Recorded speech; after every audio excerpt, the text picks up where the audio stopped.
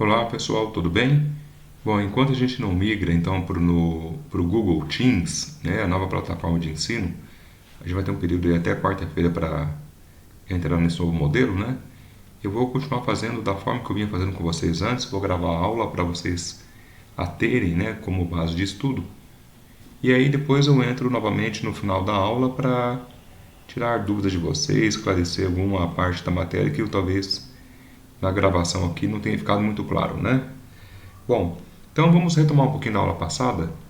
Se vocês perceberem, esse slide aqui foi o slide que eu finalizei a aula passada, né? Onde eu falava das áreas de corticais de projeção, que nada mais são do que áreas do córtex cerebral que recebem ou originam estímulos nervosos, né, ou impulsos nervosos, relacionados com a sensibilidade geral. Lembra não? Dor, tato, pressão, propriocepção, né? E motricidade. É isso? E aí as áreas eram subdivididas em áreas de projeção sensitiva, ou seja, locais no encéfalo onde chegam e partem informações sensitivas, e áreas de projeção motora, onde chegam e partem informações sobre a motricidade. E nós vimos uma por uma, né? Vimos a área somestésica, uma área importante, onde nós recebemos as informações de sensibilidade geral somática, ou seja, as áreas 1, 2 e 3 de Brodmann, né? Lembra que fica lá no sulco central, no fundo do sulco central e no giro pós-central, né? E os estímulos que chegam nessa região é basicamente dor, pressão, tato, propriocepção e temperatura, né? Bom, vamos ver aqui, cadê o meu mouse? Tá. Aí a área visual nós vimos, aqui são áreas menos importantes, né? Área visual, área auditiva, vestibular, olfatória e gustativa, tá? Para nós aqui na psicologia, a área somestésica é a mais importante sempre, tá bom? Vamos para frente. Isso daqui, moçada, ó, parece uma loucura, mas não é não, tá? Não se assustem.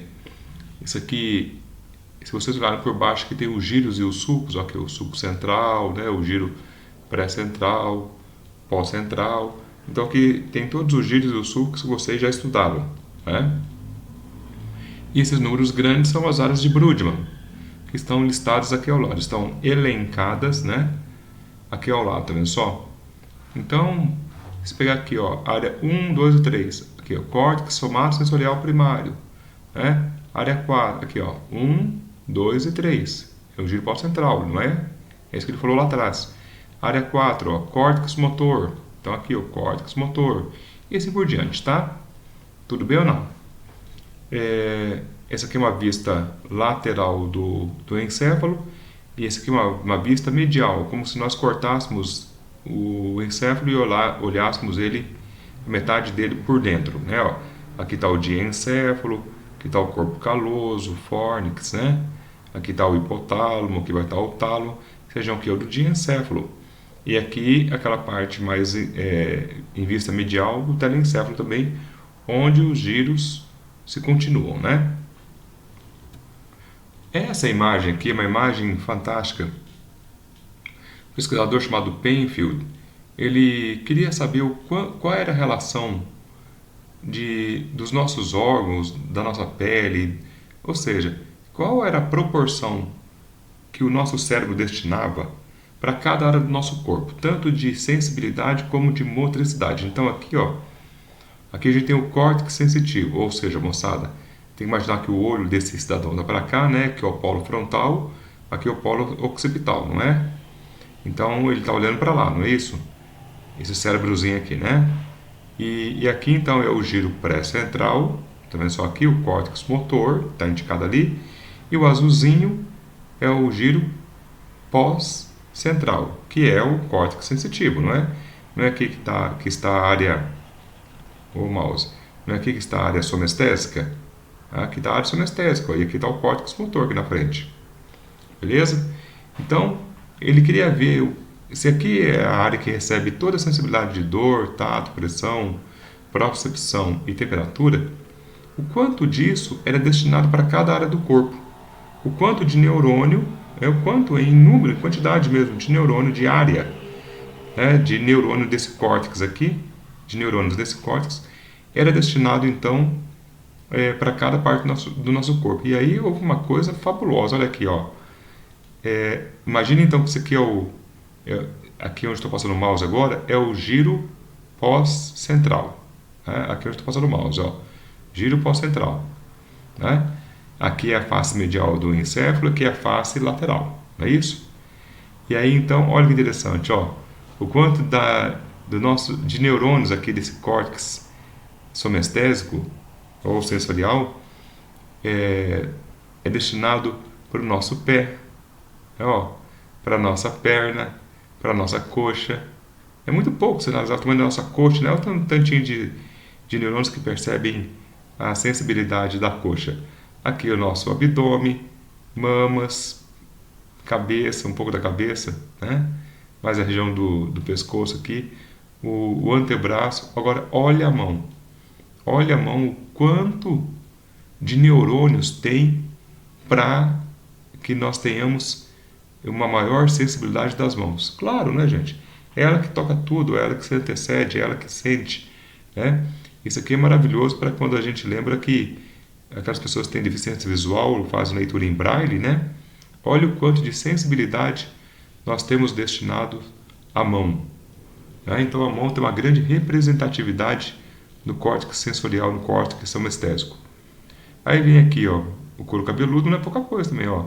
Por isso que eu gosto de ganhar um cafuné de vez em quando, né, ó. A testa já tem, né? O olho tem bastante área destinada à sensibilidade. A face, olha a boca. Por isso que é tão gostoso beijar, né? Por isso que é gostoso beijar, olha só. Nós temos muita área no cérebro para sentir os lábios. Assim como a face, ó. Por isso que é bom ganhar uma carícia, ganhar um carinho, tá vendo só aqui, ó, né? E aí vai, a língua, tal, né? As outras partes aqui já são menos privilegiadas, tá vendo só? Então, notem a importância que é dada à mão, as mãos e a região da face. Se você quer fazer carinho a alguém, então aí já sabe um segredo, né? Acaricie bastante as mãos dela e acaricie bastante a face e os lábios, né? Ó, tá vendo só?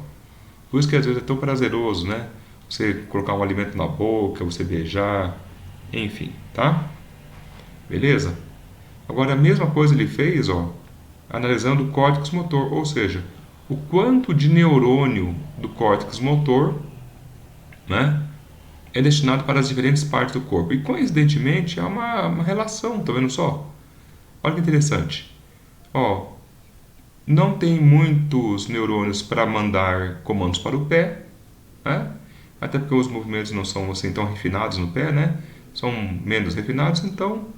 Agora na mão, olha só, a mão exerce movimentos muito refinados. Aqui tem uma musculatura muito bem treinada para isso, né? Então o cérebro ele tem muitos neurônios para controlar os músculos da mão. Olha só a quantidade que é destinada à mão. E é mais ou menos igual a parte sensorial, não? Olha só, olha a boca, gente. Né? Será que é por isso que a gente fala o tempo todo e fala com uma rapidez incrível, né? Na verdade, imagina você movimentando aí. Olha aqui a língua, ó. A língua aqui embaixo. Então, imagina o quanto você movimenta a sua boca todo dia. O quanto tem que ter de neurônios para movimentar isso aqui, né? Assim como a língua. E por aí vai. Então vejam que se nós fôssemos feitos dessa forma, sabe como nós seríamos? Se nós seguíssemos exatamente a nossa representação neural, se o nosso corpo, né, seguisse o tamanho da nossa representação neural para as diferentes partes do corpo, nós seríamos mais ou menos assim, ó. Olha que loucura, né? Então é isso que o nosso cérebro percebe, ó. O nosso cérebro, ele dá... Ô, mouse, ajuda aí, ó. Olha o quanto é destinado à boca e à língua de sensibilidade, né? Aí, olha aqui, ó, no tronco, né? Ó, pouca coisa, nos ombros, aqui no tórax, abdômen, órgãos genitais, ainda bem, né, que tem pouca representatividade nos órgãos genitais. Porque se essa área fosse muito valorizada no cérebro, seria uma loucura, né? O pessoal já fica doido aí com um pouquinho de representatividade Imagina se fosse muito representativo as áreas genitais no cérebro. Ah, meu Deus do céu. E aí então, olha as mãos, gente. Olha como que a mão é representada no cérebro. Tá? Mãos e boca. Né? Mesma coisa. O quanto de neurônios o seu córtex motor destina à mão. Olha só. Né? Olha o antebraço e o braço. Né? Que loucura. Pernas e pé. Então a gente tem... Aqui tem uma... Né? A gente não tem movimentos muito precisos com as mãos. Né? Então é por isso. Olha aqui, ó. Muitos neurônios do córtex motor para fazer com que as mãos funcionem adequadamente. Beleza? Bom, e aí, de novo, né, a mesma tabelinha, eu vou usar ela daqui a pouco, tá? E aí então vem as áreas corticais de associação. O que são essas áreas? Bom, as de projeção nós já vimos, né? São as áreas onde chegam e partem estímulos relacionados à sensibilidade somática geral e também a área de projeção motora, né? Que está ligada aos movimentos do nosso corpo. Agora, as áreas corticais de associação, aí, gente, ela vai mais para o lado da psicologia, né? Porque são as áreas que se relacionam com fenômenos psíquicos, com abstração, com raciocínio, com formação de imagens, com interpretação, né, dos dados. São fatores mais refinados do nosso encéfalo, né? São áreas mais refinadas do nosso encéfalo, áreas de atitudes mais elevadas. Então, olha aqui, ó, são as áreas gnósicas, né? De gnosia, de conhecimento. Então, elas estão envolvidas principalmente com o intelecto já, né? Com a criação. Então, veja só, com a interpretação, com a criação, com o planejamento, com esse tipo de situação. Então, vamos lá, ó. Área psicossomestésica. Psico, aquilo relacionado a fenômenos psíquicos, né? Somestésica, sensibilidade, não é? Então, olha só, áreas 5 e 7 de Brodmann. Onde localiza-se isso? Vamos ver aqui, ó. Ó, áreas 5, vendo só aqui, ó, e 7 de Brodmann. Estão vendo? Vamos para frente, vamos ler aqui, ó. Localiza no lobo parietal, próximo à área de projeção somestésica, exatamente. Interpreta os impulsos sensitivos. Então, aqueles impulsos que chegam através da área de projeção, né? Eles vão ser interpretados nessas áreas 5 e 7 de Brodmann. Então, os estímulos nervosos que chegam nas áreas de projeção vão para as áreas de associação e aí então são interpretados, ou como frio, como calor, ou como pressão, como tato e assim por diante. Tá? A área psicovisual, áreas 18 e 19 de Brodmann. Vamos lá, olha aqui atrás, ó. 18 e 19 de Brodmann. É isso? Então vamos lá. Cadê? Aqui, ó. Localiza-se no lobo occipital, próximo à área de projeção visual. Interpreta os impulsos visuais. Então ali vocês enxergam. Né? Tudo que você está olhando na sua frente agora e está conseguindo enxergar, formar a imagem, é ali que você está realizando essas ações. Claro que lesões dessas ações você vai ter cegueira cerebral, não é verdade? Os seus olhos vão estar perfeitos, mas você vai ficar cego porque você não vai conseguir mais interpretar a informação que chega no seu encéfalo. A área psicoauditiva, áreas 42 e 22 de Brodmann. Vamos lá então, ó. Áreas 42 e 22 de Brodmann. Tá aqui, ó, essas duas aqui. Tá vendo? Vamos pegar outra imagem, espera aí. Ó, 42 e 22. Aqui, ó. Tá vendo só? Bom, vamos para frente. Opa. Localiza no lobo temporal, próximo à área de projeção auditiva, e interpreta os impulsos auditivos. Mesmo raciocínio, tá, moçada? E aí, então, olha só. A lesão dessas áreas são denominadas agnosias, não é isso? Caracterizadas pela perda de capacidade de reconhecer objetos, sons e discriminação tátil. Beleza? Para frente. A imagem bonitinha para vocês estudarem depois. Aumentado só meia vez, né? Metade do que é o cérebro normal. Apesar que eu já vi cérebro desse tamanho ou maior. Bom, áreas da linguagem. Isso aqui é importante vocês saberem, porque depois nós vamos estudar as afasias. É muito importante na produção de vocês, como eu já disse na aula passada. Muitos distúrbios comportamentais, gente, eles se traduzem ou são gerados, eles podem impedir a fala, a comunicação, ou eles podem ser causados pela falta de comunicação, né? Então vamos lá, ó. Área da linguagem, né? Onde fica a área da linguagem? Depende da linguagem, vamos ver que tem vários tipos. Vamos lá então, centro da palavra falada, área de Broca. Broca, não é broca não, tá? Esse é em homenagem a Paul Broca, cientista francês que descobriu essa área aí. Então olha só, localiza na região triangular e opercular do giro frontal inferior do lobo frontal. Já estudaram isso? Lesão desta área resulta em afasia motora. Olha que interessante. Perda da habilidade de efetuar os movimentos necessários à fala, sem, contudo, afetar a emissão do som e a movimentação da língua e dos lábios. Então veja que interessante. A pessoa não consegue realizar os movimentos para falar.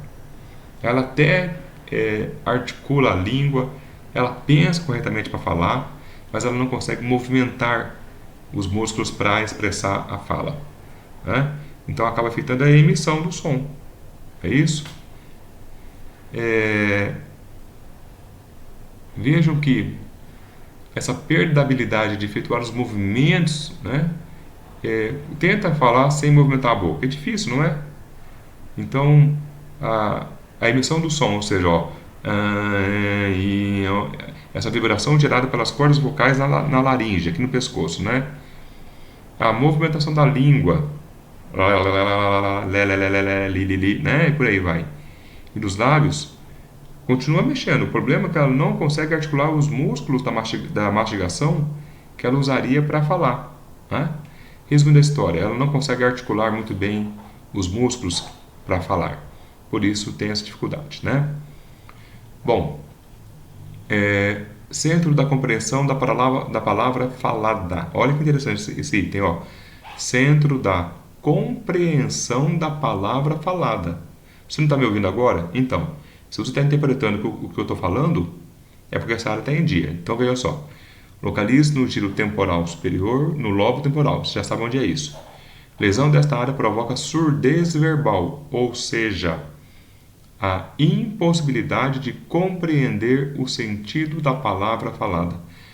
Quando a pessoa tem lesão nessa área, ela consegue, ela ouve os sons, mas ela não sabe o que você está falando. É como se você estivesse falando em outra língua, né? Ela ouve você falar banana, abacaxi, e ela sabia tudo isso antes da lesão.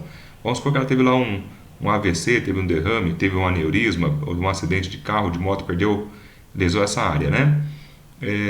Antes ela sabia tudo. Lesou, ela vai escutar você falando as palavras, só que ela não vai saber interpretar mais. É isso? Não vai interpretar mais, tá bom? Outra área, centro da palavra escrita. Olha que interessante isso, gente.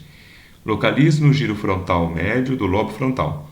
Lesão desta área produz a agrafia, ou seja, perda da capacidade de escrever. A pessoa ela tem um raciocínio, ela pode estar com um raciocínio perfeito. Desculpa. Ela pode estar entendendo o que você fala, porque ela não teve o centro da compreensão da palavra falada lesado, então ela está compreendendo o que você fala. Mas quando você pede para ela escrever, ela não consegue escrever. Ela tem agrafia, tá bom? Ela não consegue coordenar os movimentos para isso. Centro da compreensão da palavra escrita. Olha que interessante isso também. Localize no giro angular do lobo parietal, aquele que faz uma curvinha, né? Lesão desta área provoca cegueira verbal, ou seja, a incapacidade de compreender a linguagem impressa ou escrita. A pessoa ela podia ser uma fã aficionada de leitura de livros, de jornal e tal, e aí teve um acidente qualquer, lesou essa área, ela não consegue ler mais nenhuma palavra. Ela até consegue ler, mas ela não consegue entender, né? ela está lendo lá uma palavra escrita assim, por exemplo, morango. Ela não sabe o que é morango. Ela sabe falar morango, ela sabe escrever morango, mas ela não compreende o que é morango. Perfeito? Então isso eu estudar depois com mais profundidade, porque muitas disfunções, muitos distúrbios psicológicos afetam a linguagem. Desculpa, minha garganta péssima hoje. Olha aí, ó. Isso aqui foi uma lesão, tá? Essa pessoa faleceu, né, ó. Aqui, ó, lesão no giro frontal inferior, na parte opercular, área de Broca. Olha aqui, ó. Perdeu essa lesão, que foi a óbito, né? Mas aqui ela com certeza não conseguiria depois falar, né? Porque os músculos da mastigação que influenciam na fala não seriam executados.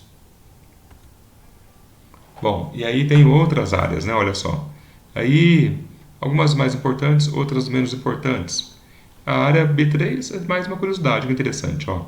A área do esquema corporal, área 39 e 40 de Brodmann. Depois você vai ver qual que é lá, tá? Localiza no giro supramarginal do lobo parietal, tá? Permite ao indivíduo ter imagem das partes componentes do seu corpo. Agora, olha que interessante. Lesão desta área leva o indivíduo a não reconhecer a existência de uma metade ou parte do seu corpo, deixando de usar essas partes. Então ela não, vamos supor, ela não sabe que tem mão, embora a mão esteja ali. Ela não sabe que tem pé, ela não sabe que tem antebraço.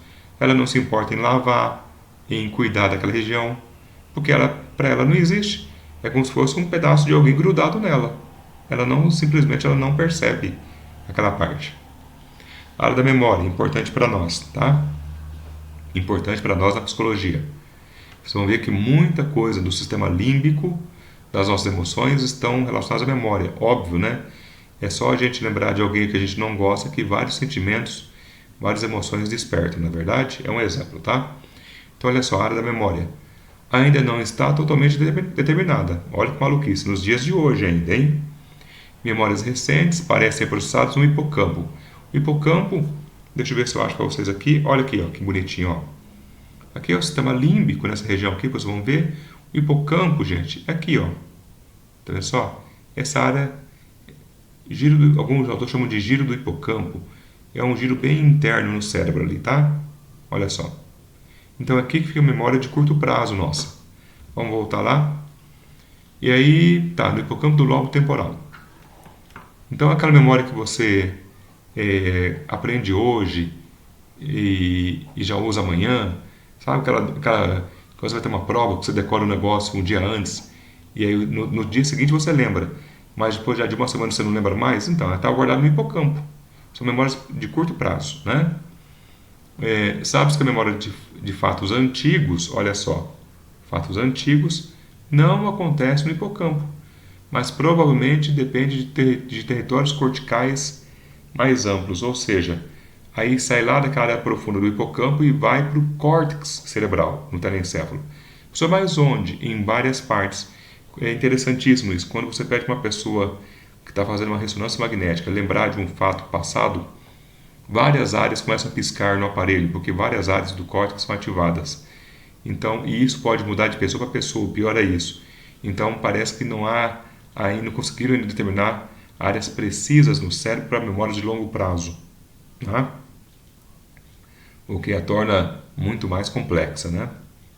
Bom, e aí você tem memórias que são visuais, memórias olfatórias. Às vezes você lembra o cheiro, você sente o cheiro de alguma coisa, você não lembra de alguma coisa. Memórias táteis, né? Verem como uma forma que alguém te toca, você lembra de outros momentos da sua vida e por aí vai, né? Bom, áreas relacionadas com o comportamento emocional, o louco, né? Então vamos lá. O fenômeno da emoção, depois vamos estudar bastante emoção no próximo módulo nosso, né? Na próxima disciplina. É bastante complexo e envolve áreas corticais e subcorticais. Olha como que é complexo, né? Corticais já vimos, memória, por exemplo, né? E subcorticais lá no hipocampo, no sistema límbico, né? E estão relacionados com a emoção as seguintes estruturas. Então vamos lá. Sistema límbico, constituído pelo lobo límbico, que nós já vimos lá atrás, que era o giro do cíngulo, o istmo do giro do cíngulo, o giro parahipocampal, hipocampo, hipotálamo, núcleos do grupo anterior do tálamo, parte não endócrina do hipotálamo, área septal e corpo amidalóide. Tudo isso nós vamos estudar depois, tá, moçada? Antes de estudarmos o sistema límbico, nós vamos dar uma passadinha pelo diencéfalo ainda, tá? Que é onde nós estudamos o hipotálamo, o tálamo, umas coisas bem legais, tá? Então, tá aí, olha, já vimos também isso, mas só para complementar o raciocínio aqui, né, ó, além do sistema límbico, também participa o córtex pré-frontal, né, onde está a tomada de decisões, planejamento, né, o comportamento agressivo, está tudo ali nessa área ali, né? Parte não motora do lobo frontal, que dá uma parte que é relacionada com a motricidade, que é o giro pré-central, lembram? Onde está o córtex motor? Que possui funções elevadas, né? Tá.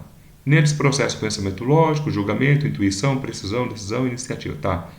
E aí vai. Beleza? Vamos para frente. Olha aqui para vocês estudarem com bastante calma depois, tá? Revisarem com bastante calma mesmo. As principais áreas de Brodmann, área 1, 2 e 3, aqui do sulco central, giro pós-central, área sonestésica, área motora e por aí vai, né? Aqui vista lateral, vista medial do encéfalo e aqui mais para vocês já terem noção do hipocampo, né, da amígdala, estruturas cerebrais, então vamos ver depois. Veja como são profundas essas áreas, né? E aqui é o sistema límbico, né? Só para vocês terem daí passar um melzinho na boca de vocês, tá? Beleza, moçada? Ó, por enquanto, então, vai ser isso, tá? E aí, aí depois eu volto no final dessa aula para tirar a dúvida de vocês. E na próxima aula nossa, nós vamos falar sobre o diencéfalo, tá? Até mais, tchau!